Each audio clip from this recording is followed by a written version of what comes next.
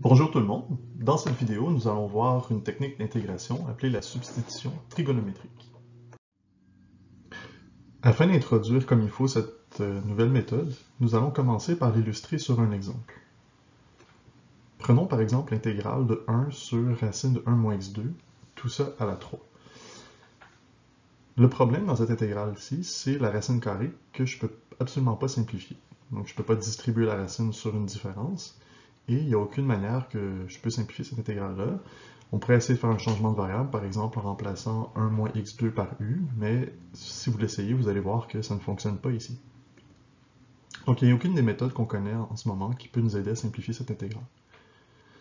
Donc qu'est-ce qu'on peut faire? Une stratégie possible, c'est de penser en termes de trigonométrie.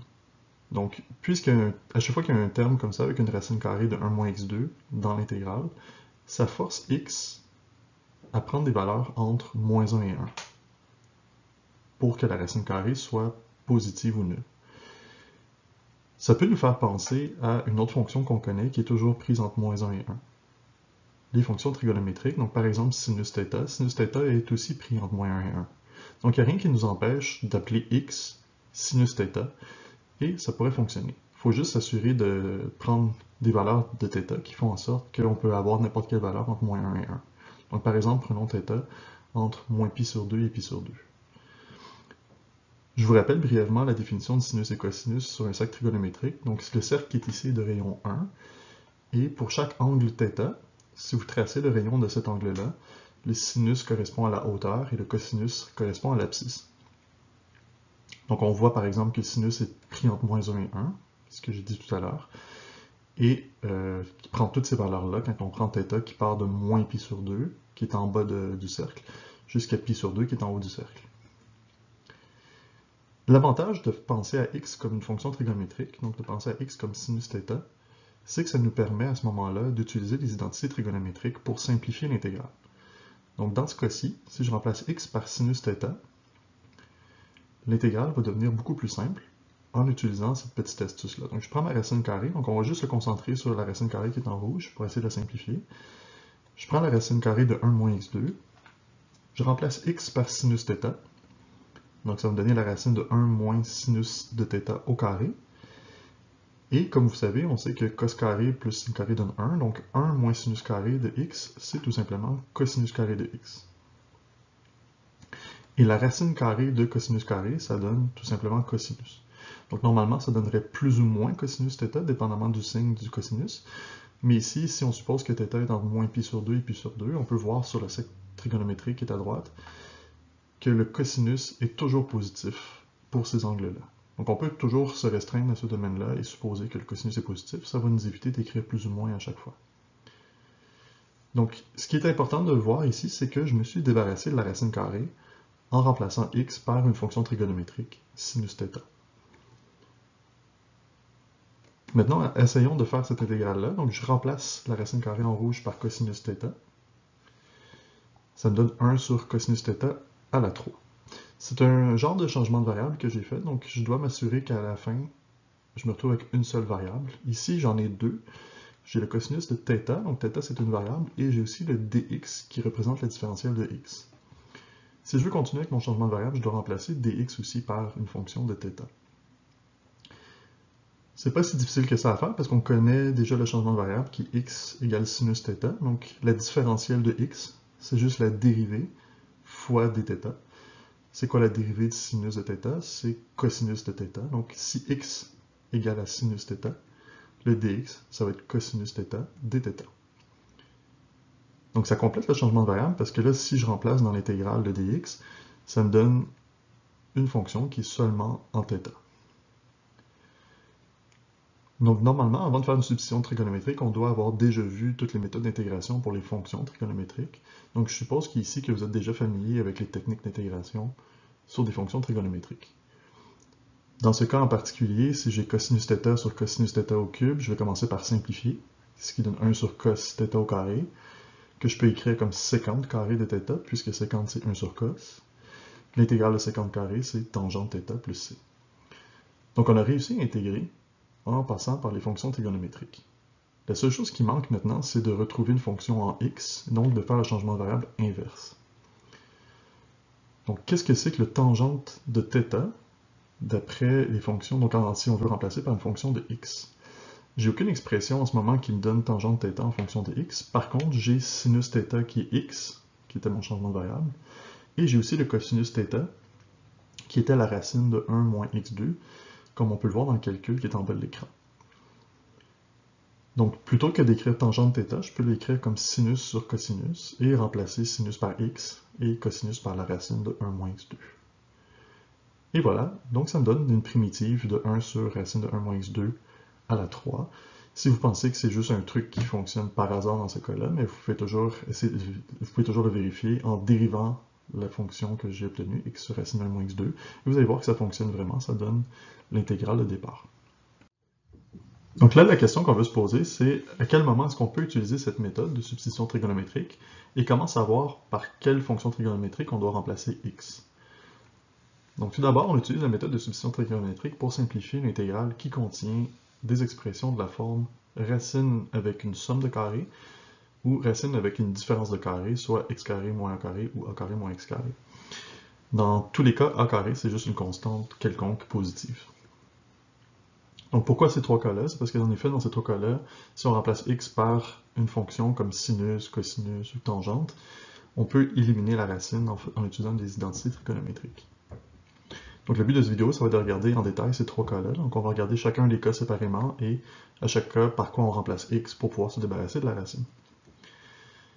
Une petite remarque, c'est que les identités trigonométriques que nous allons utiliser pour simplifier les racines sont toutes des conséquences directes du théorème de Pythagore. Par exemple, on sait que cos carré plus sin carré donne 1. C'est de là qu'on a utilisé le 1 moins sin carré tout à l'heure. Et on a des expressions aussi pour tangente et sécante qui correspondent, qui sont aussi des conséquences du théorème de Pythagore. Donc une manière de les visualiser, qui est beaucoup plus simple que d'apprendre par cœur toutes ces identités-là et de savoir à chaque fois laquelle on doit utiliser, c'est de représenter la situation tout simplement par un triangle rectangle et d'utiliser directement le théorème de Pythagore comme on est habitué de le faire. Donc le premier cas qu'on va regarder ensemble, c'est le cas où il y a une somme de carrés en dessous d'une racine. Donc dans ce cas-là, on va commencer par dessiner le triangle rectangle, et ce qu'on veut, c'est poser θ, donc la variable par laquelle on veut remplacer x, comme étant l'angle, un des angles de ce triangle rectangle-là. Donc là, notre but, c'est, on a une intégrale qui contient la racine carrée avec une somme de carrés, x carré plus a carré, et on veut simplifier la racine. Donc ce que je vais faire, c'est essayer de construire un triangle rectangle qui fait apparaître cette expression-là, qui fait apparaître l'expression racine de x carré plus a carré. Pour ça, je vais utiliser le théorème de Pythagore. Donc, si vous vous souvenez, le théorème de Pythagore, c'est c carré égale a carré plus b carré, où est-ce que c représente la longueur de l'hypoténuse, donc le plus long côté, et a et b sont les longueurs des deux cathètes, donc les deux côtés les plus petits. Si on isole c dans cette expression-là, ça donne que c est égal à la racine de a carré plus b carré, et comme vous pouvez voir, ça ressemble vraiment beaucoup à l'expression que je veux. Donc, autrement dit, si j'ai un triangle rectangle dont les côtés mesurent a et b, le côté C va être la racine de a carré plus b carré. Donc il suffit de faire un triangle rectangle où est-ce qu'un des côtés est x, puis l'autre côté est a, et comme ça, j'obtiens la racine de x carré plus a carré, en utilisant Pythagore. Donc, comment on va faire pour remplacer les x par θ? Ben, il y a deux ratios dans le triangle qui vont m'intéresser. Le premier, c'est on va toujours prendre la variable x divisée par la constante a, et on va regarder ce ratio-là, à quoi ça correspond au niveau des fonctions trigonométriques. Donc, si je prends x divisé par a, dans ce triangle rectangle-là, on voit que c'est le côté opposé à l'angle, θ, divisé par le côté adjacent. Donc, c'est x sur a, ça serait tangente de θ. Parce que tangente de θ, c'est justement le côté opposé sur le côté adjacent. L'autre ratio qui m'intéresse aussi dans ce triangle-là, c'est de regarder la racine carrée divisée par la constante. Donc, si je prends la racine d'x carré plus a carré divisé par la constante a, sur le triangle rectangle, ça correspond à l'hypoténuse divisée par le côté adjacent, qui est exactement le contraire de cosinus. Parce que cosinus, c'est le côté adjacent sur l'hypoténuse. Là, j'ai l'hypoténuse sur le côté adjacent. Donc ça, c'est l'inverse de cos, c'est sécante θ. En utilisant ces deux ratios-là, je peux faire mon changement de variable sans aucun problème. Donc par exemple, si je prends le premier ratio, qui est x sur a, ça donne tangente θ. Donc si j'isole x, ça me dit que x, c'est tout simplement a fois tangente θ. Donc ça va être ça le changement de variable que je vais devoir utiliser. N'oubliez pas, une fois qu'on a le changement de variable, comme c'était fait dans l'introduction, dans l'exemple, on doit aussi calculer la différentielle dx, parce qu'on va aussi devoir remplacer dx dans l'intégrale. Donc dx, c'est tout simplement la dérivée. La dérivée de tangente, c'est sécante carrée. Donc dx, c'est a fois sécante carrée θ dθ. Ensuite de ça, avec le deuxième ratio, on va isoler la racine carrée de x carré plus a carré pour obtenir aussi une substitution trigonométrique. Parce qu'oubliez pas que c'est ça le but, à la fin, c'est de remplacer cette racine-là par quelque chose de plus simple pour simplifier l'intégrale. Donc là, on voit tout de suite que la racine de x carré plus a carré, je peux la remplacer par a fois sécante θ. Je n'ai pas besoin d'utiliser l'identité trigonométrique parce que toutes ces identités-là sont encodées dans le triangle rectangle que j'ai dessiné. Et donc, c'est ça le changement de variable que je vais utiliser. Ces trois formules-là vont me servir à remplacer dans l'intégrale pour pouvoir la simplifier et ensuite réussir à intégrer. Faisons tout de suite un exemple avec cette méthode-là. Donc, un exemple où j'ai une intégrale qui a une somme de carrés sous une racine. Donc, l'exemple que je vais prendre, c'est celui de x carré sur la racine de x carré plus 9. Donc, supposons qu'on veut trouver cette intégrale-là. On va commencer à faire le triangle rectangle et à se poser la question, qu'est-ce que je dois mettre comme longueur de côté pour faire apparaître la racine carrée de x carré plus 9 dans ce triangle-là. Donc, comme on l'a vu tout à l'heure dans la théorie avec x carré plus a carré, cette racine-là doit apparaître à l'hypoténuse si x et la constante apparaissent comme cathètes. Donc, c'est ce qu'on va faire. On va mettre x comme la première cathète. Et la deuxième cathète, ça va être 3 pour que, par le terme de Pythagore, ça donne x carré plus 3 carré, donc x carré plus 9 sous une racine pour l'hypoténuse. Si vous vous souvenez aussi de la méthode qu'on avait utilisée tout à l'heure dans le cas général, on avait regardé deux ratios importants, donc la variable sur la constante et la racine sur la constante. C'est qui donne x sur 3 qui est tangente θ, côté opposé sur côté adjacent, et la racine sur 3 qui est sécante θ. On peut isoler x et la racine, donc ça fait x qui est 3 tangente θ. En dérivant, on obtient dx qui est 3 sécante carré θ dθ. Et la racine, si on l'isole, on multiplie par 3, ça fait 3 sécante θ. C'est ces formules-là que je vais utiliser pour simplifier mon intégrale. Remarquez qu'on aurait pu tout simplement prendre les formules qu'on avait obtenues tantôt et remplacer toutes les a par 3, et ça donne exactement ça. C'est juste qu'en général, je préfère faire le triangle et retrouver ces identités-là moi-même plutôt que d'apprendre par cœur les formules, parce que n'oubliez pas qu'il va y avoir 3 cas. Et en plus, une fois que vous savez comment construire les triangles par vous-même, vous pouvez le faire pour des cas qui sont encore plus compliqués que les 3 qu'on présente dans cette vidéo. Donc je remplace toutes les x par 3 tangentes θ, ce qui vient 3 tangentes θ au carré, vu que j'avais x carré, le dx par 3 sécante carré θ, et le racine de x carré plus 9, je le remplace par 3 sécante θ. Donc à partir de là, j'imagine que vous savez comment simplifier et utiliser des identités trigonométriques pour intégrer des fonctions trigonométriques. Donc je vais passer rapidement sur les étapes. À la fin, on se retrouve avec l'intégrale de sécante cube moins sécante. Et encore là, je suppose que vous connaissez c'est quoi les primitives, comment trouver les primitives de sécante cube et de sécante. Vous pouvez vérifier en faisant comme exercice que ça donne cette intégrale-là. Donc ce que je veux faire plus en détail avec vous maintenant, c'est comment refaire la substitution inverse. Donc là, j'ai une expression en θ et je veux que ce soit une expression en x, parce qu'on veut trouver une primitive d'une fonction en x. Donc je dois trouver une façon de remplacer tous les sécante θ et tangente θ qui apparaissent dans cette expression-là comme des fonctions de x. Donc on voit qu'en bas, j'ai les ratios x sur 3 et racine d'x carré plus 9 sur 3 qui correspondent à tangente θ et sécante θ. Donc j'ai tout simplement à les remplacer dans l'intégrale.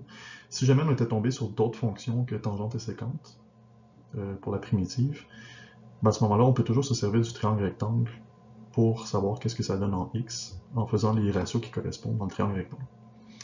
Donc ici, c'est pas le cas, donc je vais juste passer rapidement. Sécante θ, je remplace par racine d'x carré plus 9 sur 3, et tangente θ par x sur 3. Ça, c'est ce qui donne ceci.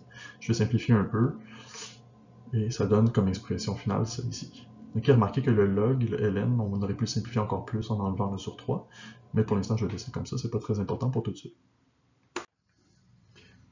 Faisons maintenant un deuxième cas, le cas où est-ce qu'il y a une racine carrée, mais cette fois-ci avec une différence de carré qui apparaît dans l'intégrale. Comment on fait pour se débarrasser de la racine à ce moment-là?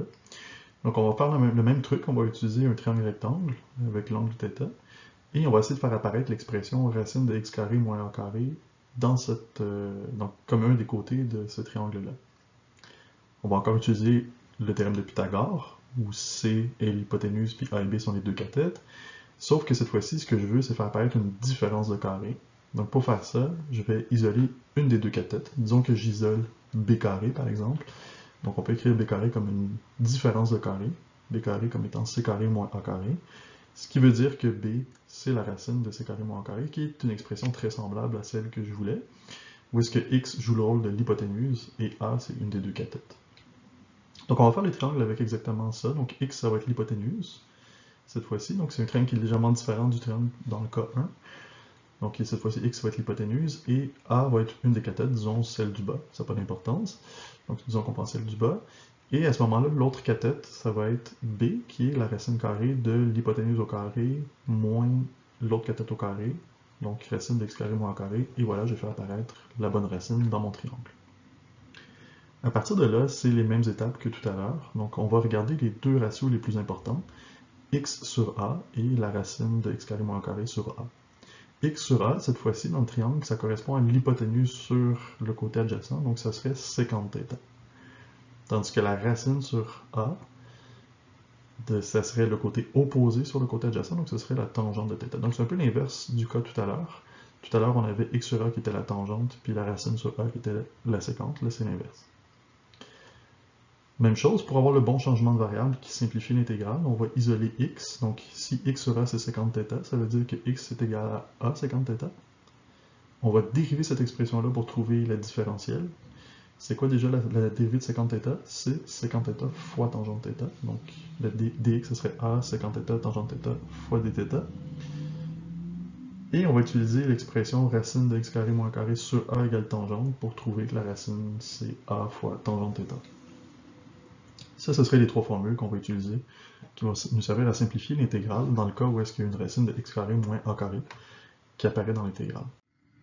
Donc faisons maintenant un exemple avec une racine de la forme x carré moins a carré. Donc par exemple, nous allons intégrer 1 sur x fois racine de x carré moins 5. Donc là, on voit que dans l'intégrale, il y a une racine de x carré moins une constante positive, donc x carré moins 5. Et on pourrait vérifier aussi qu'il n'y a pas d'autres méthodes plus simples qui marchent. Donc le changement de variable, l'intégration par partie ne fonctionnerait pas dans cet exemple-là. Donc faisons un triangle rectangle. Mais cette fois-ci, vu que c'est une différence de carré, on va utiliser ce qu'on vient de voir. Donc x va jouer le rôle de l'hypoténuse. Puis la constante racine de 5. Hein, donc quelle constante qui au carré donne 5, c'est racine de 5. Donc elle va jouer le rôle d'une des cathètes. Ce qui fait que l'autre cathète va être par Pythagore racine de x carré moins 5. Une fois qu'on a bien un triangle rectangle qui fait vraiment apparaître le terme qu'on veut simplifier, après c'est toujours la même chose, on va regarder les deux ratios, x sur la constante et racine sur la constante, ce qui va nous permettre de faire le changement de variable adéquat. Dans cet exemple-là, x sur racine de 5, ce serait sécante θ, comme on avait dit dans le cas général pour une différence de carré, et la racine sur racine de 5, ce serait tangente θ. Parce que c'est le côté adjacent sur le côté opposé sur le côté adjacent. Donc on va se servir de ça maintenant pour faire le changement de variable. Donc si x sur racine de 5 c'est sécante θ, ça veut dire que x, on peut le voir comme racine de 5 fois sécante θ. Donc on va remplacer x par cette expression-là. Et le dx c'est la dérivée, donc racine de 5 fois sécante θ fois tangente θ dθ. Et on isole aussi la racine carrée qu'on veut remplacer dans l'intégrale, donc racine de x carré moins 5 qui est racine de 5 tangente θ. Ça va être ces trois formules-là qu'on va utiliser pour simplifier l'intégrale. Il s'agit juste de remplacer ces trois expressions-là dans l'intégrale. Donc j'ai un x au dénominateur que je vais remplacer par racine de 5 sécante θ, et j'ai ma racine carrée que je remplace par racine de 5 tangente θ, et le dx, il ne faut pas oublier de le remplacer aussi. Donc dans ce cas-ci, si vous regardez, tout se simplifie, le sécante avec sécante, tangente avec tangente, il reste juste 1 sur racine de 5 qui ne se simplifie pas, que je vais mettre devant l'intégrale vu que c'est une constante. Et je dois intégrer 1 dθ. Donc il faut faire attention ici, vu que l'intégrale est en dθ, l'intégrale de 1 ça donne pas x, ça donne θ, puisque c'est ça ma variable, donc 1 sur racine de 5 θ. Et là la question c'est comment je fais pour remplacer θ par une expression en x. Ce qu'on va faire, c'est prendre le premier ratio qui est ici, x sur racine de 5 égale sécante θ, et on va isoler θ dans cette expression-là. C'est l'expression la plus simple qui va nous permettre d'isoler θ. Donc si la sécante de θ c'est x sur racine de 5, c'est la même chose que de dire que θ c'est l'arc sécante, donc la fonction réciproque de sécante. Donc arc sécante de x sur racine de 5. Et c'est par ça que je vais remplacer dans la primitive, donc 1 sur racine de 5 fois θ, qui maintenant est arc sécante de x sur racine de 5, plus bien sûr une constante d'intégration. Maintenant, il nous reste à voir ensemble le troisième cas, donc l'intégrale qui contient quelque chose de la forme racine carrée de a carré moins x carré. En fait, ça c'est très semblable au cas numéro 2. La seule différence, c'est que c'est le a ici qui joue le rôle de l'hypoténuse et x qui va jouer le rôle d'une des cathètes. Donc si on dessine le triangle rectangle avec θ qui est l'angle au bout, cette fois-ci, on veut donc, si on se fie un peu à ce qu'on a fait tout à l'heure avec le théorème de Pythagore, donc on veut qu'une des cathètes s'écrive comme racine carrée de a carré moins x carré. Donc cette fois-ci, le a, la constante a va jouer le rôle de l'hypoténuse, c'est le c dans le théorème de Pythagore, et le x va être une des deux cathètes. Donc supposons que c'est celui-là, donc ça peut être l'autre aussi. Et à ce moment-là, ce que ça fait, c'est que la dernière cathète qui me reste, ça va être la racine carrée de a carré moins x carré, ce qui est exactement ce que je veux. Exactement comme dans les deux cas précédents, on va regarder deux ratios importants, x sur a et la racine de a carré moins x carré sur a. Donc la variable sur a, ça donne sinus θ cette fois-ci, c'est le côté opposé à l'angle divisé par l'hypoténuse. Et la racine carrée de a carré moins x2, si je divise par a, ça donne le cosinus de θ, vu que ça correspond dans mon triangle au côté adjacent sur l'hypoténuse. On se sert de ces deux ratios-là pour isoler x et isoler la racine. Si j'isole x, ça donne a sin θ. Si je dérive, ça donne a fois cos θ, dθ. Et si j'isole la racine, ça donne aussi a fois cos θ. Et ça va être ça mes trois expressions à remplacer dans l'intégrale. Maintenant, il ne reste plus qu'à faire un exemple du cas 3, donc le cas où j'ai une différence de carré, mais qui commence par une constante. On pourrait faire le cas que j'avais donné en introduction. C'est un cas qui marche dans cet exemple-là, mais on va faire un exemple différent. Donc, je vais faire l'exemple de l'intégrale de x carré sur 16 moins x2 exposant 3 demi, et en plus, la différence par rapport aux autres exemples que j'ai fait, c'est que c'est une intégrale définie, donc il y a des bornes. Donc on va voir qu'est-ce qui se passe quand il y a des bornes lorsqu'on fait une substitution trigonométrique.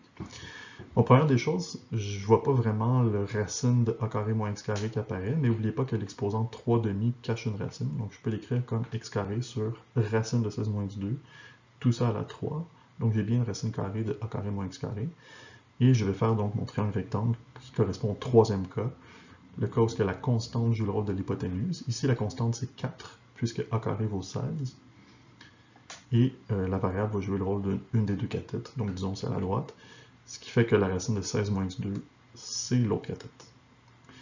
N'oubliez pas, on regarde les deux ratios, variable sur constante, racine sur constante, donc x sur 4, c'est le sinus θ, et racine de 16 moins x2 sur 4, c'est cosinus θ.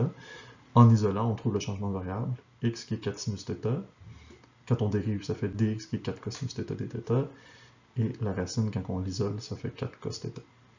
Donc je vais remplacer ça dans mon intégrale, sauf que vu que c'est un changement de variable que je fais, je suis en train de remplacer des fonctions de x par des fonctions de θ, je dois aussi changer les bornes de l'intégrale. Donc comment on fait ça? On va juste prendre chacune des bornes, donc on va commencer par la borne inférieure qui est 0, et ce que je vais faire, c'est que je vais remplacer x par 0 dans la première identité qui est ici, qui est x sur 4 égale sinus θ. Comme ça, on va essayer de trouver une valeur de θ qui correspond au cas x égale 0. Donc ça donne que 0 sur 4 égale sinus θ. Bien sûr, 0 sur 4, c'est 0. Donc je dois regarder dans un cercle trigonométrique, voir quand est-ce que sinus de θ vaut 0. Et on peut voir que c'est le cas où est-ce que θ vaut 0 aussi. Donc la borne pour θ, la borne inférieure pour θ, ça va être aussi 0. Maintenant, on va essayer de faire la même chose avec la deuxième borne. Donc j'ai la borne 2 que je dois remplacer. Donc je vais remplacer x par 2 dans la même expression. Et cette fois-ci, mon équation devient 2 sur 4 qui est égal à sinus θ, ou 1 demi. Et encore une fois, on peut regarder dans un cercle trigonométrique, ou encore on pourrait le faire calculer par une calculatrice ou par un logiciel, quand est-ce que le sinus θ vaut 1 demi? Eh bien, c'est quand θ vaut pi sur 6. Donc, le cas x égale 2 correspond au cas θ égale pi sur 6 dans ce changement de variable. Je remplace, donc en utilisant les expressions encadrées pour x, dx puis la racine, je remplace dans l'intégrale et je remplace les bornes par 0 et pi sur 6 que je viens de calculer. À partir de là, comme pour les exemples précédents, je suppose que vous êtes relativement familier avec l'intégrale de fonctions trigonométriques. Donc là, le 4 cos θ se simplifie et toutes les constantes en fait disparaissent. Il me reste juste sin carré sur cos carré, qui est donc la fonction tangente carré θ. Pour trouver une primitive de tangente carré θ, c'est mieux de passer par sécante carré. Donc on sait que tangente carré θ, c'est sécante carré θ moins 1. Et on connaît les primitives de ces deux fonctions-là. Sécante carré, la primitive, c'est tangente. Et 1, ben, c'est tout simplement θ. Cette fois-ci, vu que c'est une intégrale définie, je n'ai pas besoin de revenir en x. Parce que là, le but, c'est pas de trouver une primitive en x, le but, c'est de trouver un nombre qui correspond à cette intégrale-là. Donc, je vais utiliser directement le théorème fondamental du calcul qui me dit que je dois remplacer θ par pi sur 6 dans cette expression-là, et ensuite soustraire la même expression, mais avec θ égale 0. Si je remplace θ par pi sur 6, ça donne tangente de pi sur 6 moins pi sur 6. Si je remplace θ par 0, ça donne tangente de 0 moins 0. Donc si je soustrais les deux, ça fait tangente de pi sur 6 moins pi sur 6, moins tangente de 0, moins, ça fait plus 0. Tangente de 0 et 0, les deux valent 0, donc ça s'élimine, il me reste juste tangente de pi sur 6 moins pi sur 6. On peut regarder le cercle trigonométrique pour trouver le tangente de pi sur 6 vaut combien, ou encore le faire calculer par une calculatrice ou par un logiciel. Ça donne 1 sur racine de 3 moins le pi sur 6. Donc la réponse finale, ce serait 1 sur racine de 3 moins pi sur 6.